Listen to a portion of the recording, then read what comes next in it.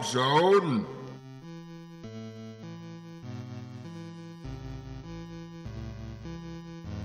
The Empire strikes back with multiple laser attack, Decepticon infiltration, stealing information, tapping communications with recordicons, target massive sound wave stereo. I don't believe in a no-win scenario for an epic adventure, no retreat, no surrender. Cleaning up the city with Mayor Mike Hagar, clashing with the Foot Clan in the shadows of the streetlights, spotlights, bright lights, and if you got a new pet, don't feed him after midnight. Cruising on our bicycles, we never say die. From the attic to the basement, uncovering the secrets with the power bracelet. Ryu and Ken style, kicking it on the pavement, 88 miles per hour, we out of time. Meanwhile, at Warp Zone. So welcome to Meanwhile, Warp Zone. My name is Scott, and I have Carey here once again with us. Heyo. And we also have a couple of guest hosts, if they would like to say their names. Amy. And Jen. All right, so they are here. We have two. That's better than one, like last time. So we thought we would do another little introduce ourselves to the hosts. So I came up with a couple more, I guess, interview-esque questions that we could answer, just to help everyone get to know us. And I thought we'd start with, who do you think is your voice celebrity double? I'm sure there's a better way to phrase that, but I'm sure you all get it. Does anybody want to start? I'll jump in first. The reason being is I kind of came up with mine after listening to our first podcast, and when I did my introduction, every time I hear it, I cringe and think, could I sound any more like Kermit the Frog? It's like every time I watch the original podcast, he goes, "Hello, welcome to Warp Zone." I just think every time, like, man, all I got to do is sing, "It's not easy being green." It ain't easy being green. Well, I'm going to go ahead and say I listened to our podcast like a jagillion times just because I was editing it, and I couldn't be more annoyed with my voice, but I did pick up on a subtle similarity to, I'm probably not going to get his name right, but I think it's Jay Bushnell, and he's in all those Seth Rogen movies. He's skinny and just the dorkiest little kid. I can definitely see that. I would say his might be a little whinier, we'll say, than yours. You know what? Thank you for saying that, Carey, because that means a lot to me. But, usually I say it the other way. Yeah, I'm just, and I should never ever try to like make voices. I'm not, like, just every single voice that was different from my own was just awful. So leave it to the professionals, Scott, like Michael Winslow. You're in luck. There will be no weird voices from Scott on this podcast, so you're welcome. Anybody?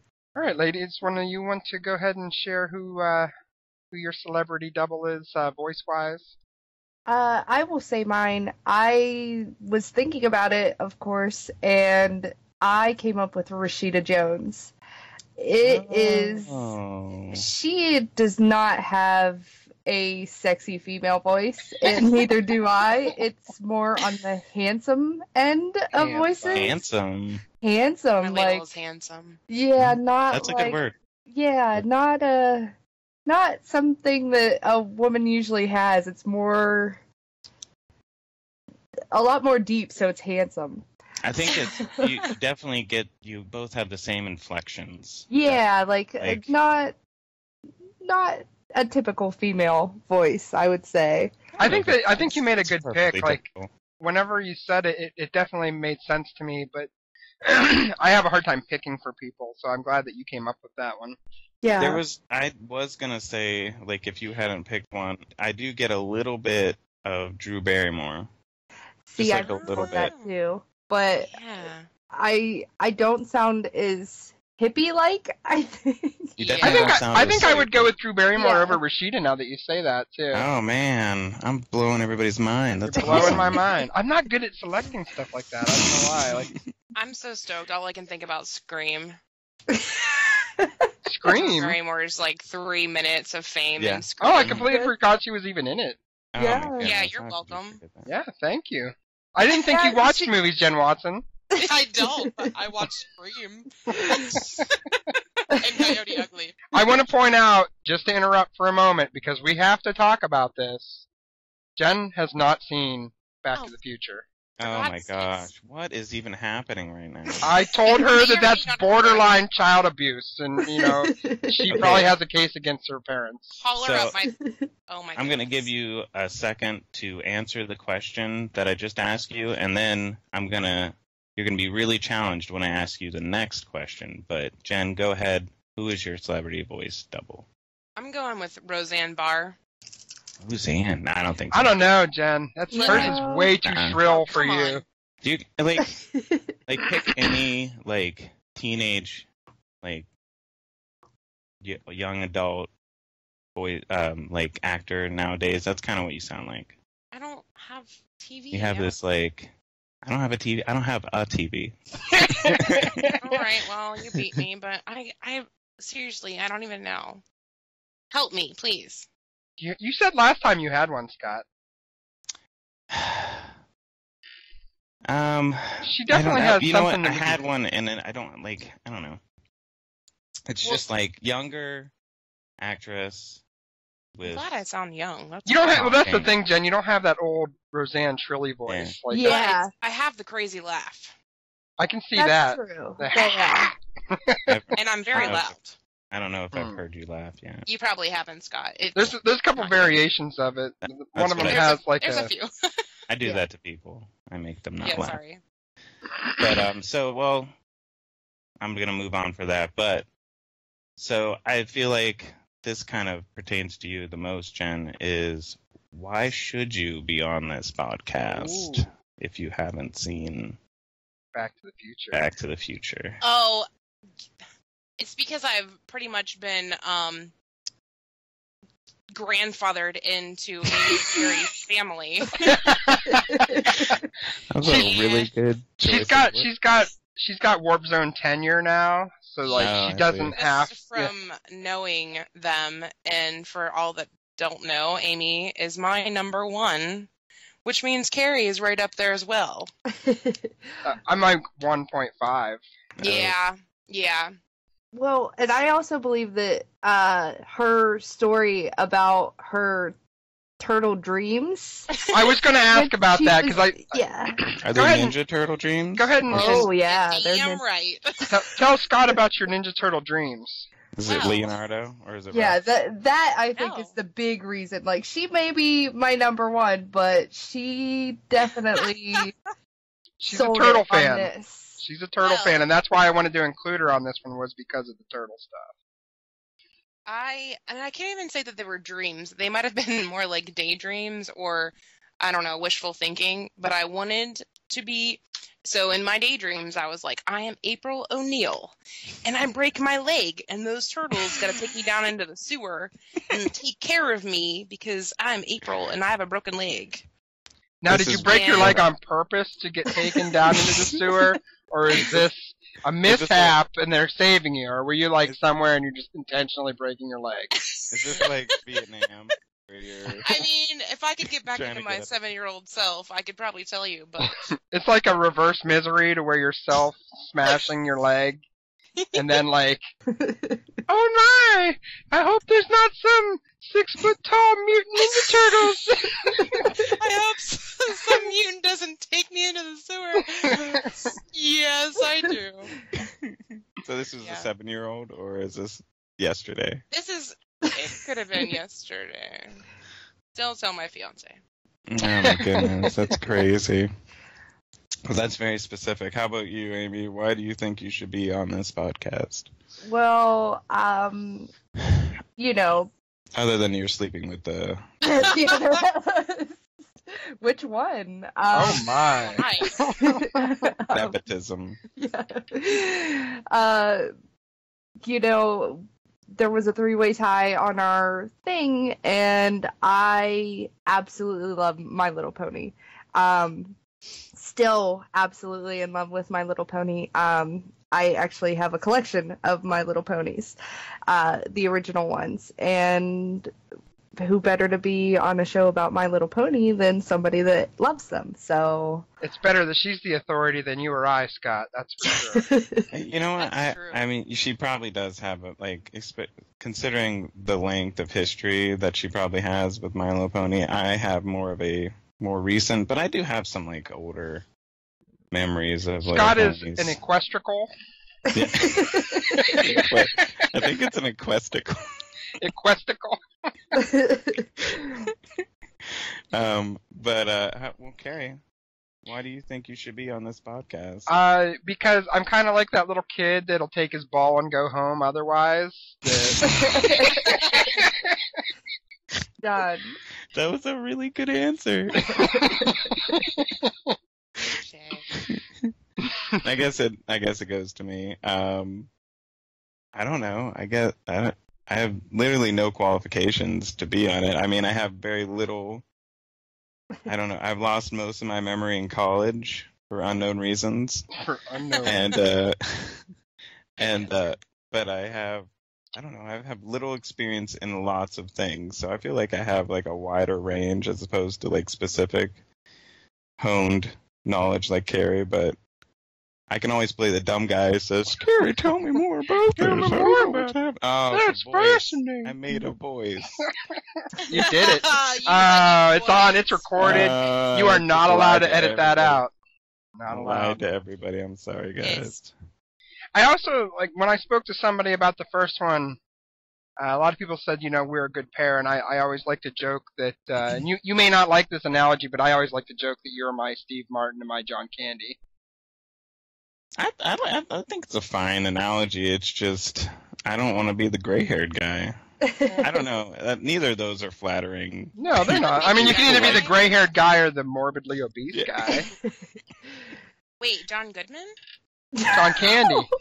Jen Watson, if you tell me you don't know who John Candy is, I'm just going to disconnect Oh, you from the Candy. call. Okay, I'm lost.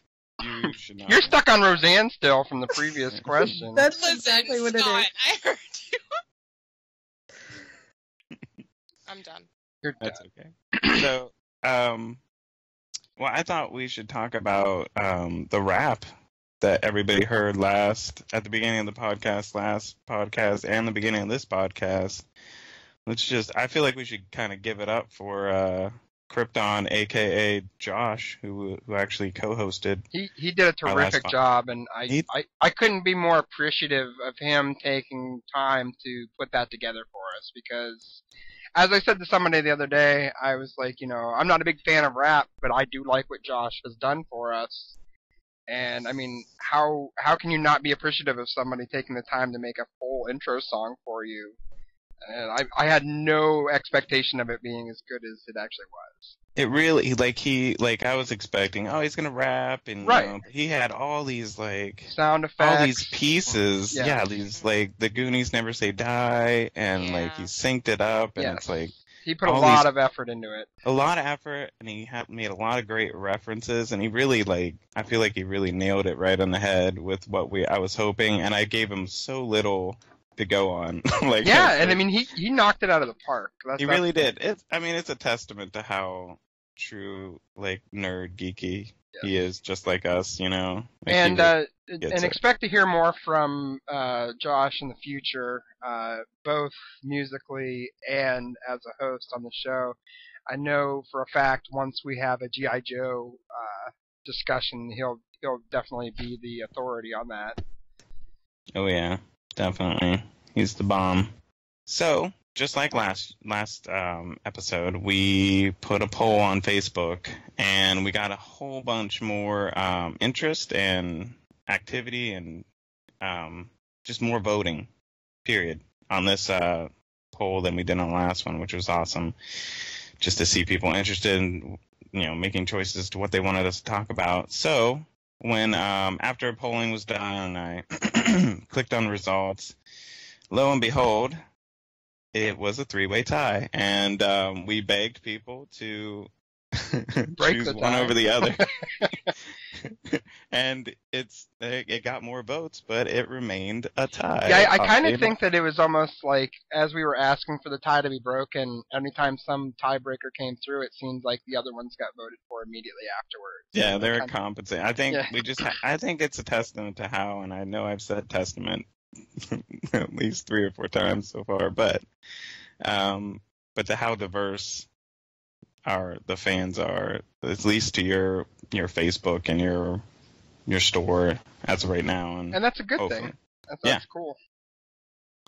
I love it. But so it was basically a three-way tie between Voltron, My Little Ponies, and Teenage Mutant Ninja Turtles. All wonderful things.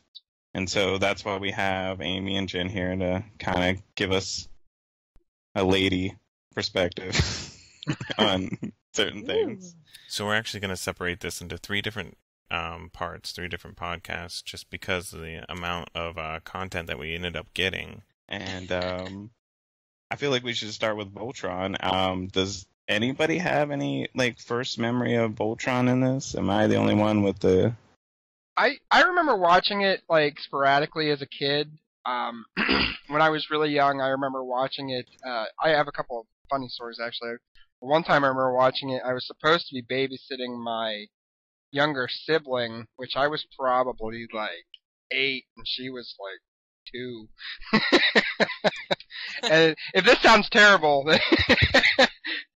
then you can yell at my father. But when I lived with them, I was she wouldn't sit and watch TV with me. And as an 8-year-old, that Voltron's coming on here, I want to watch TV. And I had to watch my little sister for approximately 10 or 15 minutes every day because my father had to leave for work before my stepmother got home from work. So there was a 10 to 15 minute window of time where I was responsible from keeping a toddler from doing anything stupid. Well, when they came home, I of course was watching Voltron, and I look, and my younger sister wasn't where I left her. And she was upstairs hiding somewhere, so all was well in that regard. But yeah, Voltron was important enough to me to, warrant not watching my younger sibling and making sure that she was safe. And hopefully at least as an 8-year-old. Hopefully she's not listening right now, but... Yeah, number one, Big Brother.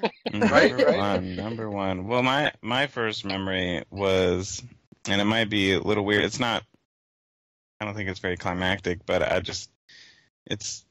remember watching the show, sitting in front of my TV in the Philippines, where I lived for I think it was I don't know, 2 or 3 years, but but I just remember the house and how it was L-shaped and everything about it. And it was really, I was young, I was in kindergarten and stuff, so it was pretty early of a memory. But it's kind of special to me just because, and I hate to get serious, but just because it was such an early memory and it was such a unique place that I don't have a lot of memories. But it was, I remember thinking, just, my goodness, this is freaking awesome. This is amazing! Robots combining to make bigger robots. How could I hate this? And I remember thinking those things. I'm like, this is awesome. Nothing is ever going to be this badass again. I'm going to shoot myself tonight because this is as good as it's going to get. But it was, I just remember thinking, it's awesome. But that, do you guys, Amy, Jen, do you guys have any memories of Voltron? I don't know if that was It's okay if you don't. We won't hate. I do not, honestly. From looking at some of the stuff online, it would have came out probably the year that I was born. So, yeah. So, even probably in later years, there was too many other girl cartoons, Gem and My Little Pony and all that stuff to really not... I'm not going to watch Voltron. Princess Allura was not enough of a draw-in for you. And not to be whatever, but their costumes are super tight and little creepy, and their helmets were very... They're a little phallic looking. Yeah, little scary to a child that's a girl. That's threatening. Right there, those super tight phallic costumes.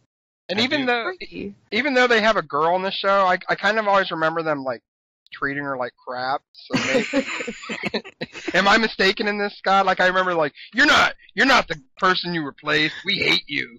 I don't remember that, but I'm sure it happened. Well, she filled in for one of the pilots that previously piloted that lion, and then his name was Sven. I remember now. It was a terrible accent too. They might as well have had this guy talking like the Swedish Chef. His accent was so terrible on this. We got to form the Voltron. I'm not even kidding around. He speaks like that on the show. That's hilarious. And they had the princess fill in after he I don't remember what happened to him, but he becomes unable to be the pilot for some reason. I don't know if he's injured or what it is, but yeah, they have a princess replace him, and then she's kind of like hazed the whole time, to where like, oh, you're not Sven, you know what I mean? Like Stinky girls. Yes, exactly. I did enjoy, and I know we watched. You had a clip of the beginning of the show, and it was Peter Cullen. He did voice a guy, and his name was Koran, and he is Alora's royal advisor, or whatever that is. Because it was such a long time ago that I watched this consistently. I don't remember exactly what he did, but or what that means, but he's just kind of like, part of the royal family, like princess, and he's like, the dude that helps to, give her guidance, because I don't believe that the king is dead or whatever, so it's kind of for them to rule the rest of the kingdom, whatever. He's the guy who says whenever somebody makes fun of her, he's like, come on, guys. Come on, guys. Take it easy. She's a girl. But it is quite amazing to hear Optimus Prime do the introduction for Voltron. Like, I did not realize that as a kid. And, I was even watching Voltron. I remember getting ready for high school in the morning, and Voltron was on in the mornings. I would watch it while I was, getting ready for school. And even then, it didn't click in my head, hey, that's Optimus Prime, so, talking about Voltron. Like, just recently, I'd say within the last couple of years, that I come to that conclusion that Optimus Prime does the introduction for Voltron. It is it's a good introduction, too. It's very terrific. Intimidating. I don't know if that's a good a word for it, but I know we're this in the outline, but I was just reading about Peter Cullen. He really doesn't have a lot going on, and I don't. He did have these good 80s shows. He was pretty much in just about all the coolest 80s shows, and maybe a little 90s. But then you start looking at his filmography, and it just gets more desperate. And he was in a fan film or something. It was pretty. It's sad, but on all of a sudden that he's being asked to be in the Transformer movies, which are $400 million grossing movies. And then now with Mark Hamill, what was he doing before the newest Star Wars was getting made? Mark Hamill is a big voice actor, just like Peter Cullen. Believe it or not, Mark Hamill does the Joker's voice in almost every animated version there is. There you go. That's not something to sneer at.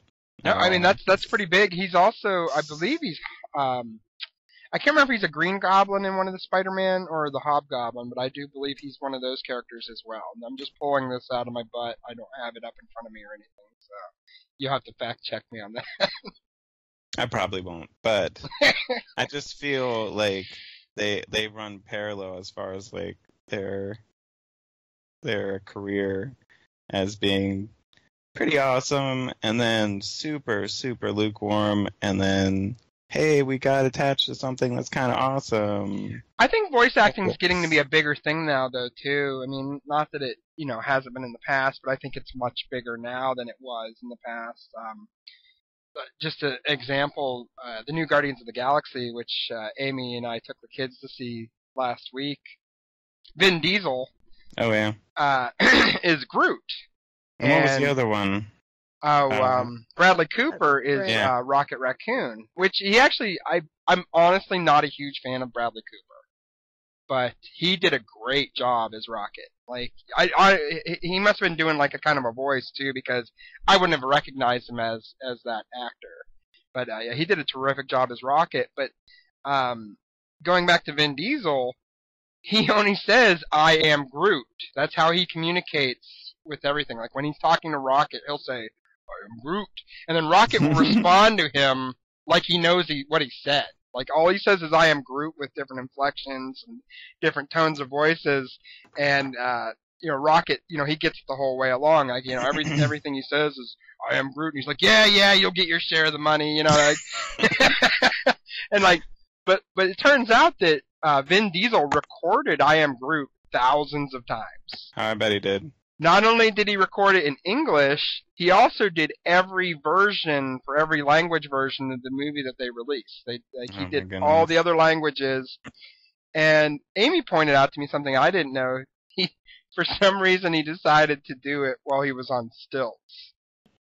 So, yeah, Vin Diesel is on stilts during the audio recording because Groot's this giant thing. He wanted to have the mammoth proportions feel or something. I don't know what the point of the stilts is, but hey, it was a good movie. He did a good job as Groot. Cool character, well done, and testament to voice acting. And he was on Quaaludes, so that's one reason. I can't make drug references. I'm sorry. I'm apparently...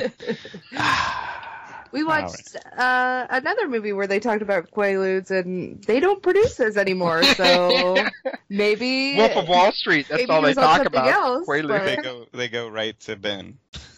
Like, could you make some more Quaaludes? Yeah, but they gotta go all to Ben. I can't. They gotta go all to Ben. That's who gets them. He called them all. Like, he's like dibs. What's a Quaalude? It's a old school drug. 70s drug. 70s drug. Like, it might be no, I think it is 70s. It might have bled into the 80s a little bit. Yeah, I think it was like a sleep aid drug. It's like a pain reliever or something. I don't know. Yeah. And Amy, how do you know this? We watched Wolf of Wall Street. Wolf of Wall Street. Glow, I think, is in there. They talk about Quaaludes too. I'm gonna. Fair enough. Another movie Jen hasn't seen. You're right. So there. Ooh, it's a hypnotic drug.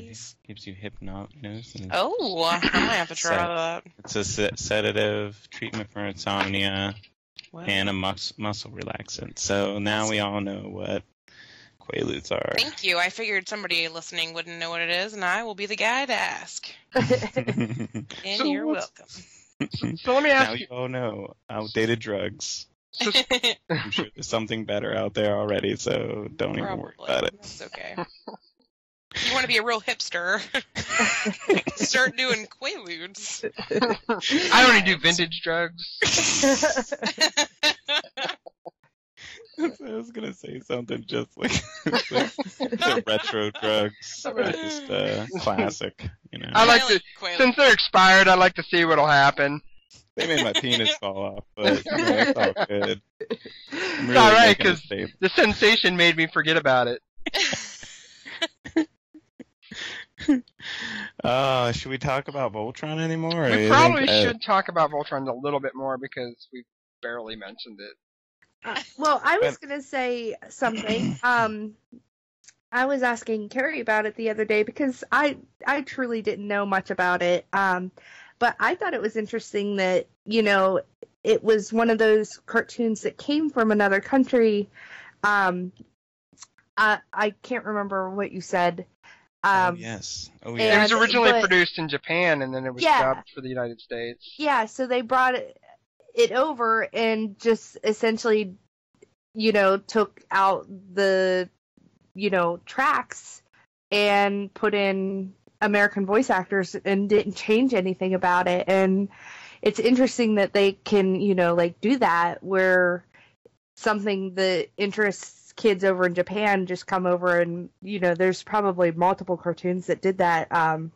I'm guessing Pokemon, that's one. Power Rangers is a big one too. Like they actually only refilm the scenes where they're not in costume. All the costume scenes, all the fight sequences, that's all the original Japanese recording, and then they just have the American voice actors talk over it, and then they film the scenes where they don't have their Power Ranger outfits on as supplemental footage for the Power Ranger stuff.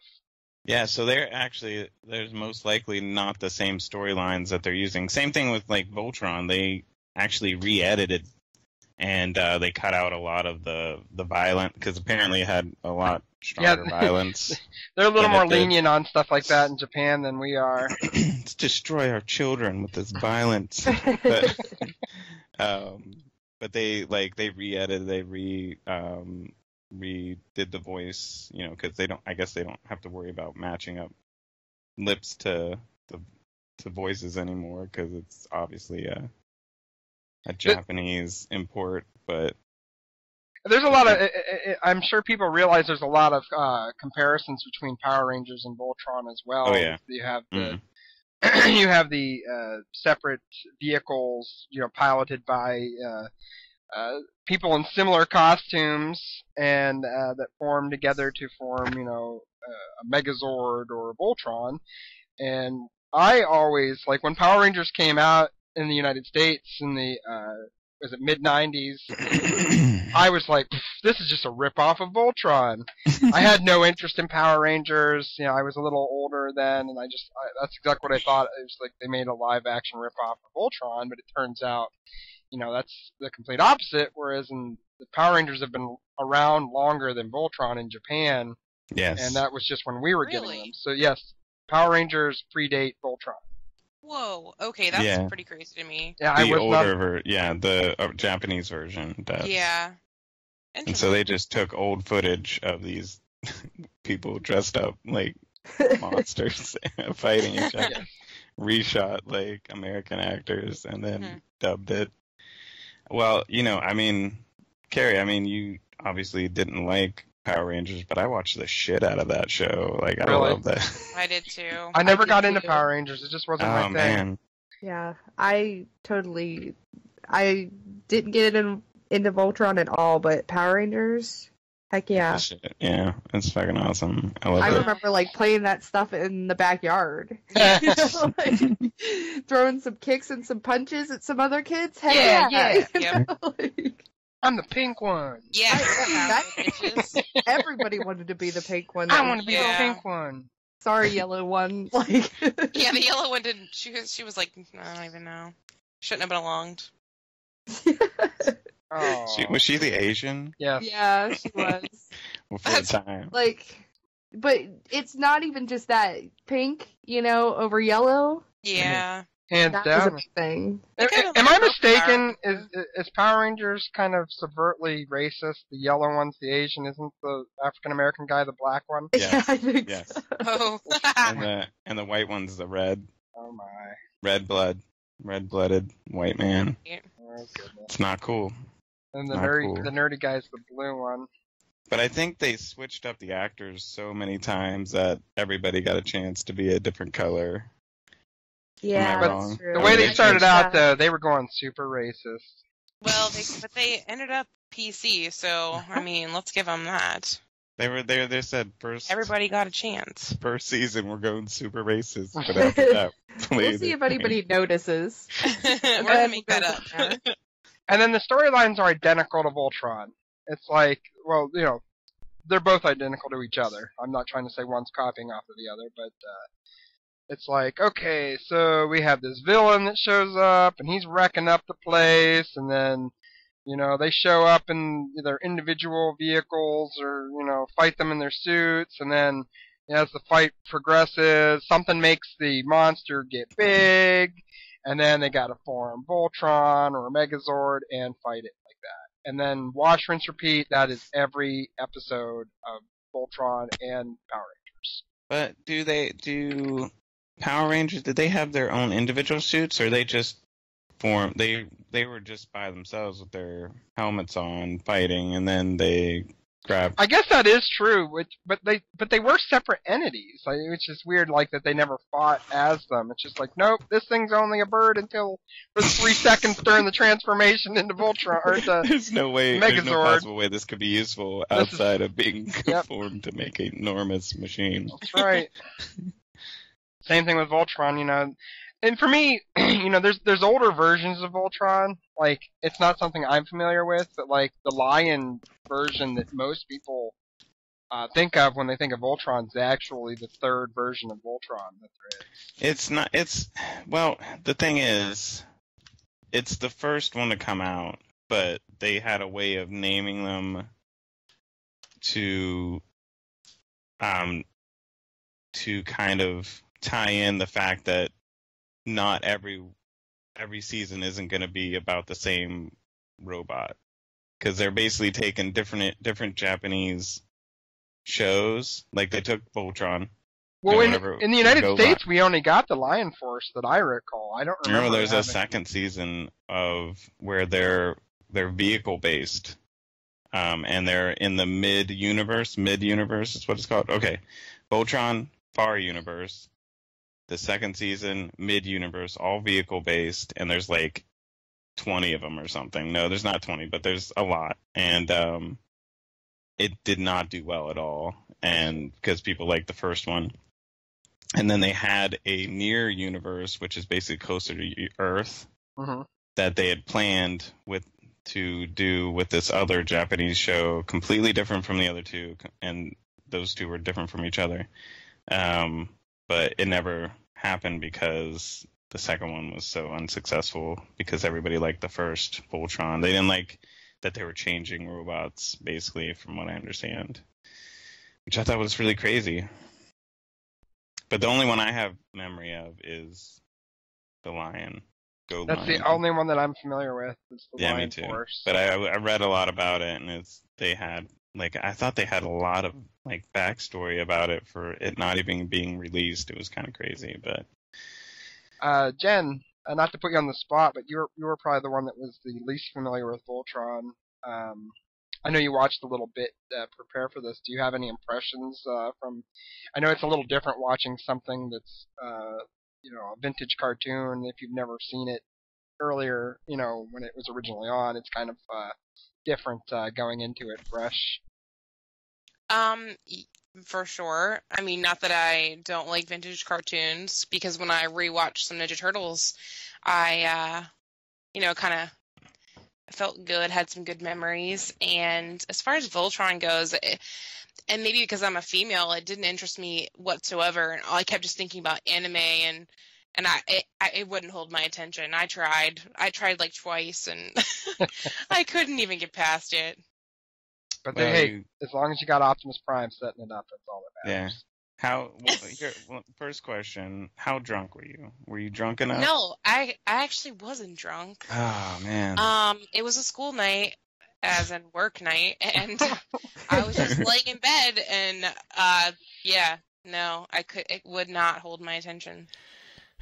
So that wraps up part 1 about Voltron for our 3-part series. Next week, part 2 will be My Little Ponies. Be sure to check it out. Also, you can check us out on warpzoneonline.com and on our Facebook page.